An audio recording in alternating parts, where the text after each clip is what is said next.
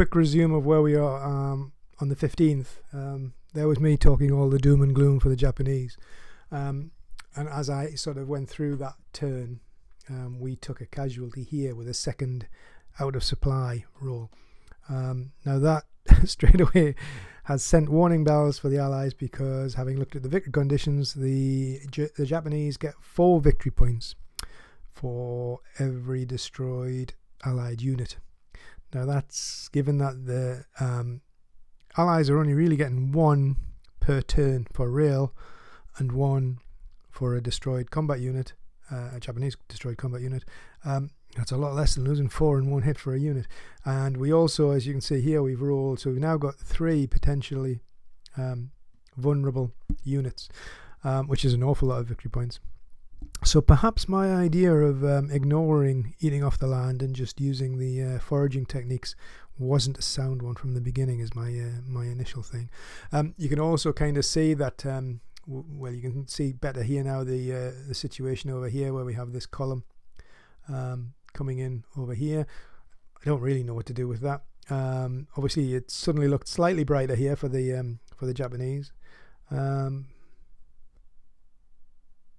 but not with this unit appearing behind them.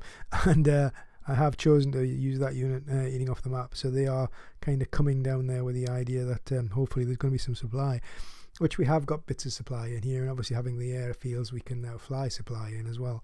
I think we've virtually brought in what we wanted to bring in combat unit wise. I think we've got 1 unit still which we could bring in, 2 because 1's an artillery. I'm not sure we're going to bring that in.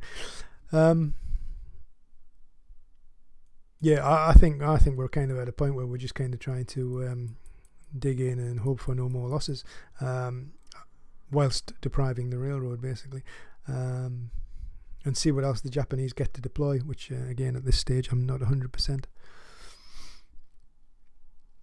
Just for a quick resume of victory points, if you like, on turn 1 it was 3-0 for the Japanese, so they got 3 points for having the railroad clear.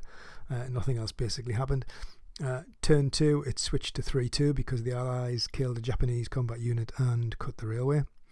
It then went to 3-4 because the Allies did the same again on the third turn, killing a garrison unit and cutting the railway.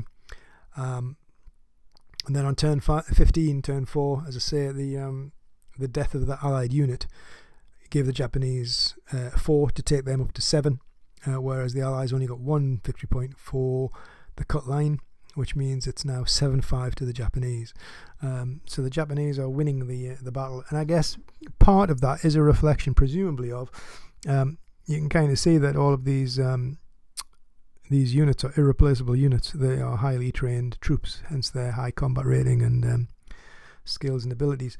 So yeah, it's they are to be used with caution, aren't they? You use them, but you don't want them to disappear. So there we go.